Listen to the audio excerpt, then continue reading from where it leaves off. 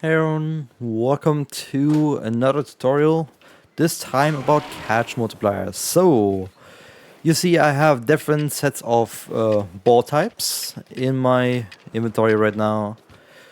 Every ball has its own base kind of catch multiplier that I don't have in my mind right now. I need to look that up. I'm very prepared, as you can see. But the important thing is the best ball that you can unlock in terms of base multiplier is Gigaton Ball. Let me look up the actual catch multiplier.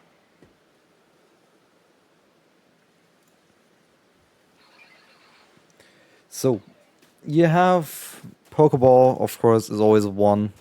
This Ultra Ball is a 2.25 multiplier. This is a 2.5 multiplier. And this is a 2 times multiplier. So essentially what you need to know is these balls are always worse than these balls, which are always worse than these balls. This is kind of like the hierarchy of the balls, with every evolution of that step getting better than pretty much all the predecessors.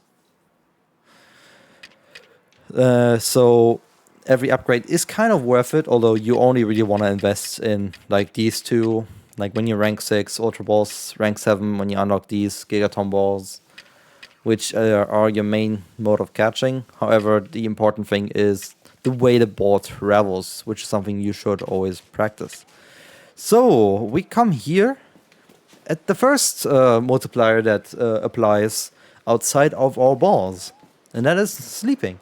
Sleeping is an extremely powerful multiplier. I accidentally turboed that button. Sleeping is essentially the same as the other most powerful multiplier, which is eating a cake.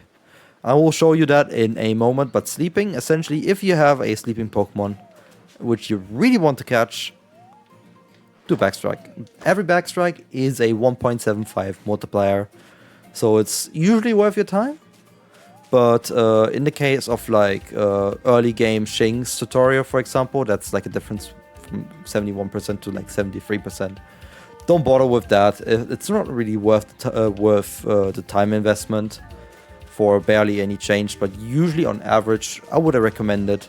If it doesn't cost you any time, definitely go for it. It's just better odds. Just go for it.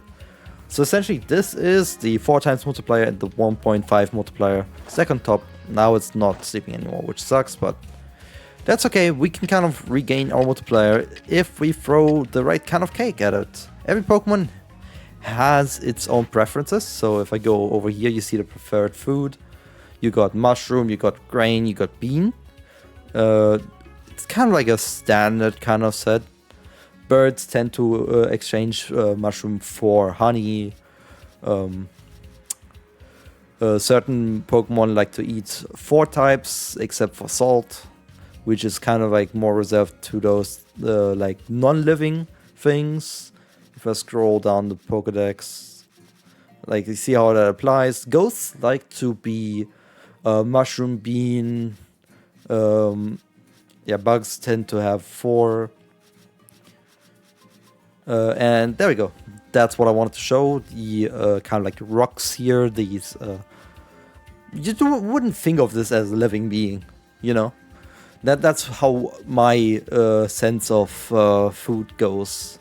I mean, this kind of applies because like Porygon has the same preferences. But yeah, sometimes, you know, a sweet tooth might not like mushroom. This is kind of like a specific one, like Munchlax. It's hard to keep in mind that it doesn't like mushroom, but if you have a note lying around, which I have my set of notes that explains it. And you have like the everything eaters, like Paras, like Turtwig. Those really like to eat everything. Humanoid things also like to eat almost everything except for salt. which is also nice to keep in mind. And then there's some weird cases like this with salt in there. I think Burmy should be the same on that, which is a bit down here. And then water Pokemon tend to have only grain and beans, but you don't really feed them too much actually. And then there's the only honey Pokemon right here. There's also only beans, which only applies to the Gumi line. Yeah, there we go. The Badu line has the same specification. Carnivine and like these weird plant thingies actually, for some reason, just don't even have the honey part in them. They just like mushroom and salt. And pretty much all the way down, you can kind of see this pattern and just sort of like work your way along. And here's the beans only Gumi line. So this is kind of like important information to keep in mind. Also, this is not considered a rock, so they don't like salt. Keep that in mind. It's weird. But these are back to rocks. Yeah, this is all stuff to keep in mind.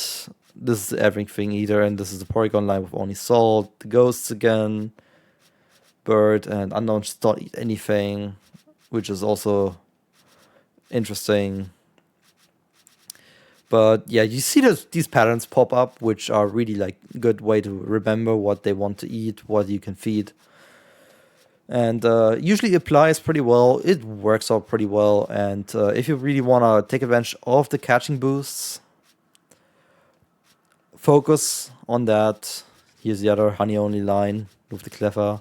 Everything like the pink dudes, pretty much. And honey and salt is also a very specific one for this line. It's really weird. And yeah, this is pretty much everything. And the last everything either is these trees. And legendaries don't like to eat anything, except for these, which you can eat outside of battle, fight outside of battle. They technically like to eat something. But yeah, coming back to actually feeding a Pokemon, you'll see that when I try to throw a salt cake, the Pokemon won't see, oh, food is available. It's gonna go up, and then it's gonna realize, I don't like this food. It's not gonna eat it. That is why you need to keep in mind the food preferences. However, if you approach it with a berry, specifically in this case a raspberry, which if a Pokemon eats it, as long as the Pokemon does not despawn, that is a permanent catch boost. I think it's a catch boost of 1.3 that applies to the Pokemon from now on.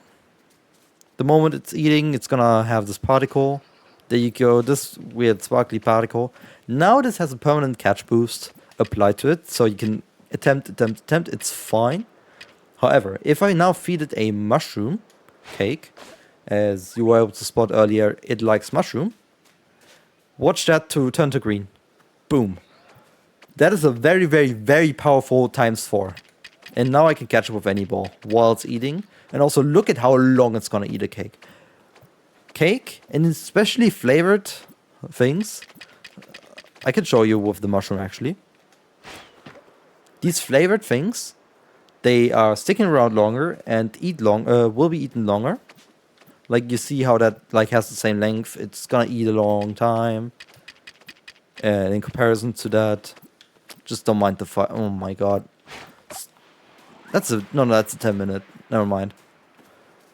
No, that's a 5-minute. I was in the menu. Yeah, that was a 5 menu. But anyway, look at how quickly that berry disappears and is eaten.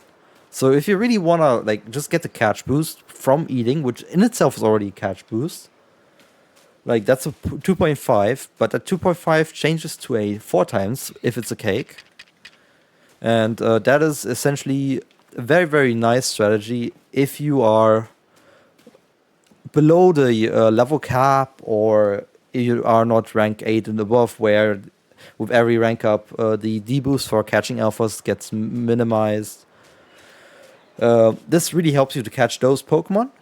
And there's a bunch of sneaky catches that I have been able to put in the past, like lead ball, a lead ball catch on the Alpha Paragly in Coastlands, when I'm like rank 3, rank 4, I mean.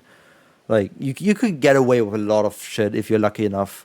Of course, it's not guaranteed. It might look green, but the actual guarantee is not there.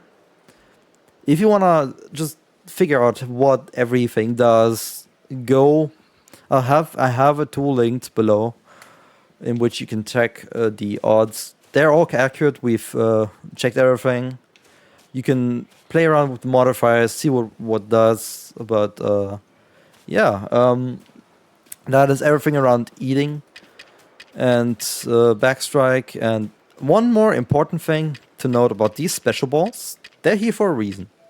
So Gigaton balls, if you are unspotted, like I am right now, this is not a 2.5, not a 2.5 multiplier. This is a 2.75 multiplier. So it's even more powerful.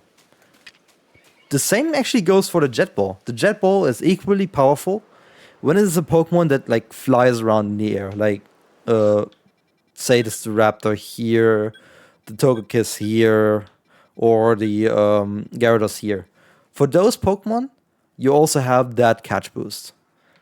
In general, a 2x catch boost is still pretty powerful, as I can show you. This is probably gonna catch anyway, because there you go, got the short hop. When you have the short hop, you get the first check done. But yeah, this is essentially all you need to know about the catch multipliers. Really play around with them if you struggle to catch a Pokemon, if a Pokemon is in general just harder to catch. Keep those in mind, and you will have some successful catching. Yeah, that's all the catch multipliers I can talk about. Of course, when it is aggressive, you cannot catch it at all, but in general, when there's the ability to catch, those are the things to look out for, especially when it sleeps early on with the Beautiflies. Try to take the sleeping. It's too powerful to say no to. Anyway, thanks for watching. Happy speedrunning.